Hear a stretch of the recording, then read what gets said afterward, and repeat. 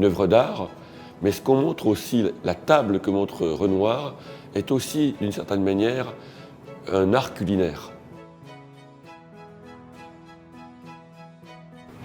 L'Europe se met à boire du café et les idées fleurissent. Et il y a la musique, et il y a la littérature, et il y a la philosophie. Le siècle des Lumières, c'est un siècle caféiné. Depuis le XVe siècle jusqu'à la Révolution française, l'Île-de-France, c'est la plus grande région viticole française, ça s'appelle le vin de France. Vous avez le vin de Nogent avec sa chanson, le petit vin blanc, vous voyez. La région parisienne était couverte de vignes. Vin blanc, le convoi sous les tonnelles, quand les filles sont belles.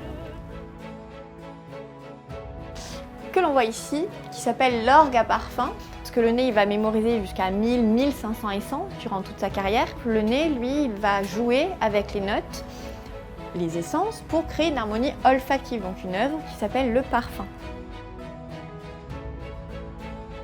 L'art de vivre est une culture. Vous pouvez trouver soit une paire de chaussures, que ce soit une bouteille de vin, soit porteur de cette culture. Il y a une citation de Coco Chanel que j'aime beaucoup. C'est « La mode se démode, le style jamais ». On a l'habitude de raconter que le bijou d'artiste démarre au début du XXe siècle, dans les années 20, les années 30, avec des grands artistes comme Giacometti, Picasso, Max Ernst. Au plus profondément, chez certains fleuristes, il y a toujours eu ce côté nature qui était important. C'est de respecter la fleur en elle-même.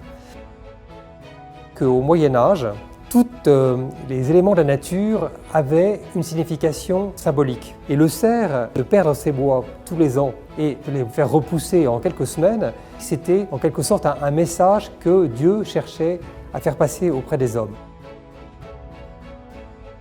Ce que moi je demande aux enfants, c'est qu'ils aient le sourire tous les jours. Parce que sinon c'est 40 ans de ta vie que tu vas travailler. Ce qu'il faut, c'est pas choisir un métier, c'est en être amoureux. À partir de là, tu vas pouvoir t'épanouir.